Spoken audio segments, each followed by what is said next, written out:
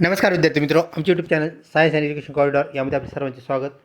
BEd CET March 2026 जी की अत्यंत जवळ आलेली आहे, या अनुषंगाने आपण व्हिडिओ पाहत आहोत. विद्यार्थी मित्रों, PYQs म्हणजेच प्रिव्हियस इयर क्वेश्चन्स आपण पाहत आहोत. यामध्ये आज आपण भाग 7 पाहणार आहोत. यापूर्वी आपण 6 भाग प्रदर्शित केले आहेत. ते जर आपण पाहिले नसतील तर कृपया पाहून घ्या, जेणेकरून आपल्याला आपल्या BEd CET मध्ये येणारे जे प्रश्न आहेत त्याचा अंदाज येईल. मानवी रक्ताचा pH किती असतो? तर ऑप्शन 2 7.4 हा मानवी रक्ताचा pH होय, ज्याची चव आपल्याला तुरट अशी लागत असते. 7च्या वर जर pH असेल तर तुरट चव, आणि 7च्या खाली जर pH असेल 6.9 पर्यंत तर त्याची चव आंबट असलेली आपल्याला पाहायला मिळते. म्हणजेच मानवी रक्ताचा pH जो आहे तो आम्लारीधारी pH आहे. पुढचा प्रश्न, भारताचे स्वदेशी बनावटीचे पहिले महासंगणक कोणते? तर भारताने तयार केलेले स्वदेशी बनावटीचे पहिले महासंगणक कोणते, असा हा प्रश्न. तर ऑप्शन 1 परम 8000 हा जो संगणक आहे तो भारतीय स्वदेशी बनावटीचा महासंगणक आपल्याला पाहायला मिळतो, ज्याला आपण सुपर कम्प्युटर असं म्हणतो. पुढचा प्रश्न, जागतिक कामगार दिन कधी असतो, कधी साजरा केला जातो? तर ऑप्शन 1 महाराष्ट्र दिन म्हणजेच 1 मे रोजी आपण जागतिक कामगार दिनसुद्धा साजरा करतो.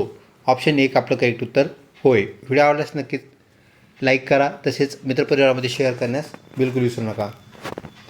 यंग इंडिया या साप्ताहिकाचे संपादक कोण होते? संपादक म्हणजे ज्यांना आपण एडिटर असं म्हणतो. तर यंग इंडियाचे एडिटर कोण, असा हा प्रश्न. ऑप्शन 1 महात्मा गांधी हे यंग इंडिया साप्ताहिक चालवत होते. ऑप्शन 1 करेक्ट उत्तर होय. पुढचा प्रश्न, महाराष्ट्रातील सर्वात जुनी महानगरपालिका कोणती? तर मुंबई ही महाराष्ट्रातील सर्वात जुनी महापालिका आहे. तर पुणे ही विस्ताराने म्हणजे क्षेत्रफळाने सर्वात मोठी महानगरपालिका आपल्याला पुणे असलेली पाहायला मिळते. ऑप्शन 2 करेक्ट उत्तर होय. पुढचा प्रश्न, सौरमालेतील सर्वात उष्ण ग्रह कोणता? ऑप्शन 2 शुक्र हा 2 नंबरचा ग्रह सूर्यापासून आपल्याला पाहायला मिळतो. बुध जरी सूर्याच्या एकदम नजीक असला, जवळ असला, तरी तो तितका उष्ण नाही जितका शुक्र आहे. कारण शुक्र ग्रहावर आपल्याला काही वायू सापडतात, जे वायू उष्णता धरून ठेवतात, म्हणजे आपण ग्लोबल वॉर्मिंग म्हणतो त्या प्रकारचे वायू आपल्याला तर शुक्रावर सापडतात, म्हणून शुक्र जास्त उष्ण आहे. ऑप्शन 2 करेक्ट उत्तर. कम्प्युटरचा मेंदू कोणत्या घटकाला म्हणतात? तर कम्प्युटरचा मेंदू म्हणजेच CPU आपलं करेक्ट उत्तर होय. रॅम आपल्या परिचयाचा आहे, ज्याला आपण रँडम ॲक्सेस मेमरी असं म्हणतो. हार्ड डिस्क आणि मॉनिटर म्हणजेच आपला डिस्प्ले. तर कम्प्युटरचा जो समोर आपण डिस्प्ले असतो त्याला मॉनिटर म्हणतात. ही बाब आपल्या ऑनलाईन BEd CETच्या परीक्षेच्या अनुषंगाने आपण लक्षात ठेवावी. पुढचा प्रश्न, भारताचे पॅरिस कोणत्या शहराला म्हणतात? तर ऑप्शन 1 जयपूर या शहराला भारताचे पॅरिस म्हणून ओळखले जाते. तसेच जयपूरला पिंक सिटी म्हणजेच गुलाबी शहर या नावाने सुद्धा ओळखले जाते. ही बाब आपण लक्षात ठेवावी. पुढचा प्रश्न विद्यार्थी मित्रो, पांढरे सोने कशाला म्हटले जाते? ऑप्शन 1 चांदी, 2 कापूस, 3 दूध आणि 4 तांदूळ. तर ऑप्शन 2 कापूस या पिकास पांढरे सोने म्हटले जाते. तर दूध याशी निगडीत असलेला पांढऱ्या रंगाशी निगडीत एक घटक आपल्याला पाहायला भेटतो, तो म्हणजेच श्वेतक्रांती. तर श्वेतक्रांती, श्वेत म्हणजे पांढरा, तर दुधाचा रंग पांढरा असल्यामुळे श्वेतक्रांती हा घटक जो आहे पांढऱ्या रंगाशी निगडीत आहे. ही बाब आपण लक्षात ठेवावी. पुढचा प्रश्न, मराठी राजभाषा दिन कोणाच्या जन्मदिनानिमित्त साजरा केला जातो? तर ज्यांना आपण विवा शिरवाडकर असं म्हणतो, म्हणजेच ऑप्शन 1 कुसुमाग्रज हे आपलं करेक्ट उत्तर होय. यांचा जन्मदिन म्हणजेच मराठी भाषा दिन. तर मराठी भाषा दिन कोणत्या दिवशी साजरा करतात, असाही आपल्याला प्रश्न आपल्या CET सेलने विचारलेला आहे, तो म्हणजे 27 फेब्रुवारी. तर 27 फेब्रुवारी हा मराठी भाषा दिन असतो, मराठी भाषा राज्य दिन असतो. ही बाब आपण लक्षात ठेवा. पुढचा प्रश्न, क्षेत्रफळाच्या दृष्टीने भारताचा जगात कितवा क्रमांक लागतो? तर क्षेत्रफळाच्या दृष्टीने भारत जगात 7व्या क्रमांकावर असलेला आपल्याला पाहायला मिळतो. ऑप्शन 3 करेक्ट उत्तर होय. जागतिक लोकसंख्या दिन कोणत्या दिवशी साजरा केला जातो, कधी साजरा केला जातो? तर ऑप्शन 1 11 जुलै आपलं करेक्ट उत्तर आहे. या दिवशी आपण जागतिक लोकसंख्या दिन साजरा करतो. तर 5 जून हा आपल्याला जागतिक पर्यावरण दिन, 8 मार्च जागतिक महिला दिन आणि 1 डिसेंबर जागतिक एड्स दिन म्हणून साजरा केला जातो. ही बाब या अनुषंगाने आपण लक्षात ठेवावी. संवाद कौमुदी हा ग्रंथ कोणी लिहिला? तर राजाराम मोहन रॉय यांनी संवाद कौमुदी हा ग्रंथ लिहिला. ऑप्शन 4 आपलं करेक्ट उत्तर होय. भारताचा सर्वोच्च नागरी पुरस्कार कोणता? तर भारतातील सर्वात मोठा पुरस्कार कोणता असा हा प्रश्न. तर भारतरत्न हा भारतातील नंबर 1चा पुरस्कार आहे. त्यानंतर नंबर 2 पद्मविभूषण, त्यानंतर पद्मभूषण आपल्याला पाहायला भेटतो आणि पद्मभूषणच्या खालोखाल आपल्याला पद्मश्री पुरस्कार पाहायला भेटतो. तर परमवीर चक्र हा मिलिटरीशी म्हणजे सैन्यदलाशी निगडीत असलेला पुरस्कार आहे. ही बाबही या अनुषंगाने आपण लक्षात ठेवा. त्यानंतर पुढचा प्रश्न, वातावरणात ऑक्सिजन ज्याला आपण प्राणवायू असे म्हणतो याचे प्रमाण किती टक्के आहे? तर प्राणवायूचे टक्केवारी जी आहे म्हणजेच प्रमाण आपल्याला 21% असलेलं पाहायला मिळतं. तर कोणत्या वायूस प्राणवायू म्हणतात असा जरी प्रश्न आला तर त्याचं उत्तर आहे ऑक्सिजन. ही बाब आपण लक्षात ठेवा. ऑक्सिजन म्हणजे प्राणवायू. आणि मानवी श्वसनात कोणता वायू श्वासाद्वारे आत घेतला जातो असा जरी प्रश्न असेल तर त्याचं उत्तर ऑक्सिजन हे होय. व्हिडिओ आवडत असल्यास नक्कीच लाईक करा. पुढचा प्रश्न, रक्तातील साखरेचे प्रमाण नियंत्रित करणारा घटक कोणता? आपल्या रक्तातील शुगर म्हणजे ज्याला आपण ब्लड शुगर असं म्हणतो तो नियंत्रित कोणता घटक करत असतो? तर ऑप्शन 2 आपलं करेक्ट उत्तर आहे इन्शुलिन. तर इन्शुलिन हा घटक आपलं रक्त नियंत्रित करत असतो म्हणजे रक्तातील शुगर नियंत्रित करतो.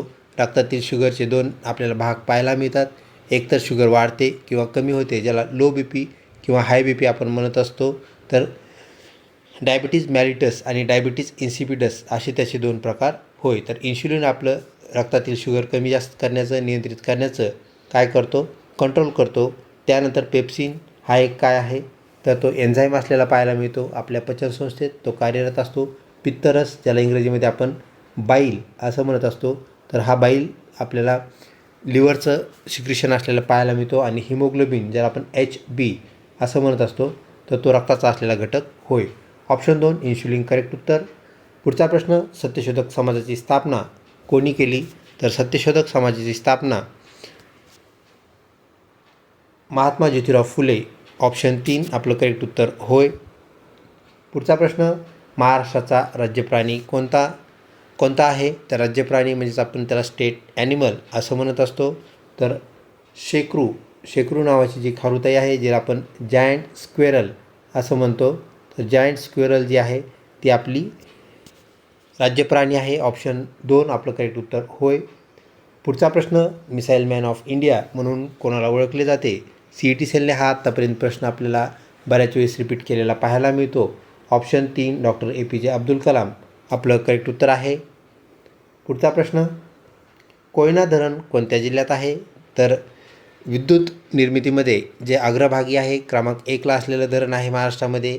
तर ते धरण कोणत्या जिल्ह्यात आहे असा हा प्रश्न. तर कोयना धरण हे आपल्याला सातारा जिल्ह्यामध्ये असलेले पाहायला मिळते. ऑप्शन 2 करेक्ट उत्तर होय. पुढचा प्रश्न, भारतीय चलनी नोटावर एकूण किती भाषा छापलेल्या असतात? म्हणजेच 10ची नोट असेल किंवा कुठलीही नोट असेल त्यावर इतके पैसे आपल्याला RBIचं लिहिलेलं कोटेशन पाहायला मिळतं की मैं धारक को डॅश डॅश रुपीज देणे का वादा करता हूँ. तर त्यामध्ये असतात ते 17 भाषा असतात. ही बाब आपण लक्षात ठेवा. ऑप्शन 1 17 आपलं करेक्ट उत्तर होय. पुढचा प्रश्न, ज्ञानपीठ पुरस्कार कोणत्या क्षेत्रामध्ये दिला जातो? तर ज्ञानपीठ हा पुरस्कार जो आहे तो साहित्य या क्षेत्रात दिला जातो. भारतातील सर्वोच्च साहित्य पुरस्कार म्हणजे ज्ञानपीठ पुरस्कार हे आपण लक्षात ठेवा. साहित्य अकादमीद्वारे तो दिला जातो, प्रदान केला जातो. पुढचा प्रश्न, ताडोबा राष्ट्रीय उद्यान कोणत्या जिल्ह्यामध्ये आहे? महाराष्ट्रामधील जे व्याघ्र प्रकल्प आहेत त्यामधलं महत्त्वाचा व्याघ्र प्रकल्प म्हणजे ताडोबा हा चंद्रपूर जिल्ह्यामध्ये असलेला आपल्याला राष्ट्रीय उद्यान पाहायला मिळतो. ऑप्शन 2 आपलं करेक्ट उत्तर होय.